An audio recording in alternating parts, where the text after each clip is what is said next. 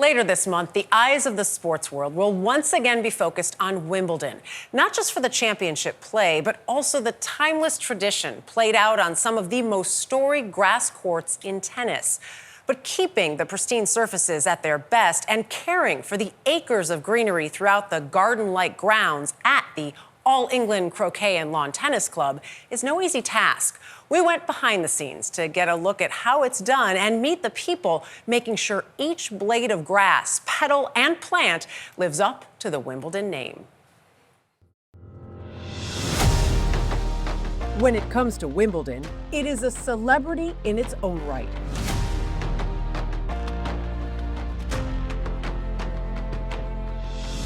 At times, tricky to navigate. In other moments, a welcome asset. The better that you move, the better you play on grass. A competition surface meant to be both playable and picturesque. The unique selling point of Wimbledon is grass. You know, it's the green stuff, and that's what makes it different. Mark Ferguson should know. And your title here? Club agronomist. What does that mean? I guess it means I'm an in-house consultant specialising in the management and maintenance of sports turf, and in this case, grass tennis courts. And not just any. The grass courts gracing the All England Croquet and Lawn Tennis Club, home to the Wimbledon Championships, the oldest Grand Slam dating back to 1877. Its current array of courts ranging in age from teens to just over 100. They're a bit like wayward children. They all have to be managed in a slightly different way. I love that. The surfaces, once a grass blend like those found on putting greens, changed to ryegrass in 2001. Denser and more resilient, each blade is mowed to an 8-millimeter length. How was 8 millimeters determined? I think trial and error over the years, to be fair, because it would have been shorter than that back in the day, like say 100 years ago when we were using different grasses. What you're looking to do is achieve the right surface characteristics. Ferguson's been helping care for these famed courts for nearly 2 decades.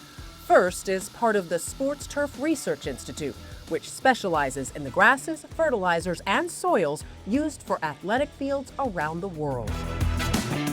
I realised that a lot of people perhaps don't think about those things when they're watching a football match or a tennis match or something like that. So they're looking at the grass and think, yeah, all you've got to do is cut it once a week and then the players are out there. But there's quite a lot more science and technology that goes into the preparation of grass. So give me a sense, the preparation here.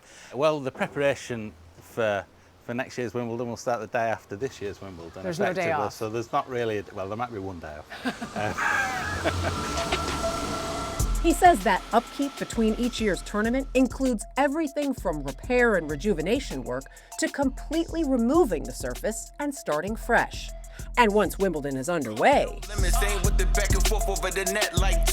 what is that like for you? Yeah, it's pretty tough. We're kind of watching the feet rather than the rackets. We know that we're going to lose grass cover as the championships go on.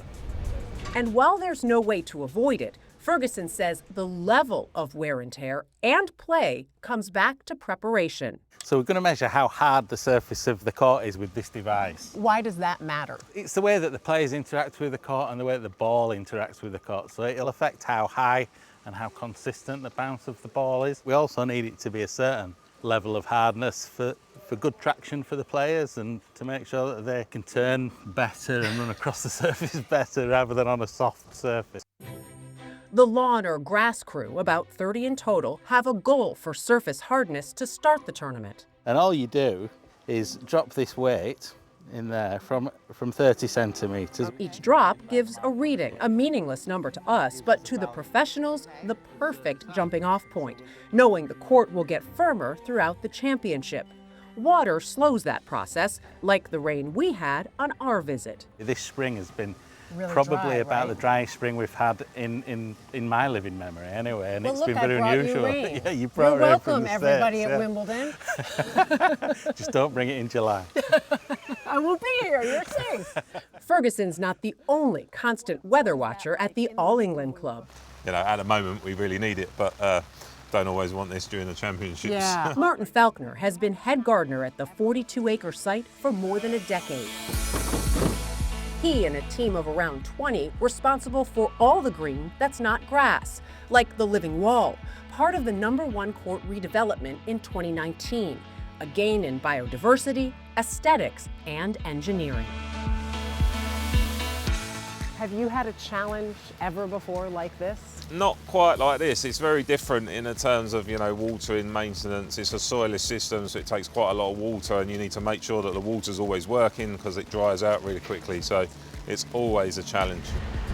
While other displays may be less grand, they are certainly no less beautiful, with a total of about 50,000 plants and flowers adorning the grounds come tournament time. The most recognizable, the hydrangea and petunia, a part of Wimbledon history, along with the center court ivy. That's been around since the 1920s. There's images of when centre court was built and they were already starting to grow ivy on it. And then everything else, we're about tennis in an English garden.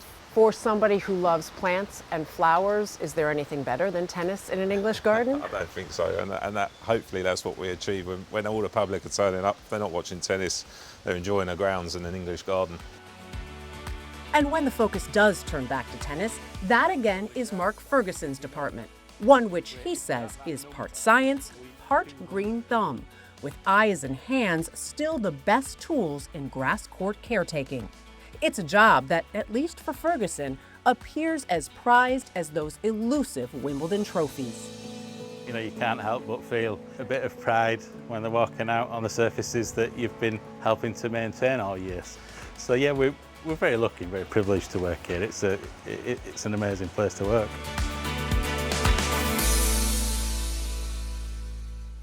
And I never really thought about it until I was there with Mark, that surface underneath is what matters even more than the grass. Obviously, they don't want to lose grass, but that's what gives it the right bounce.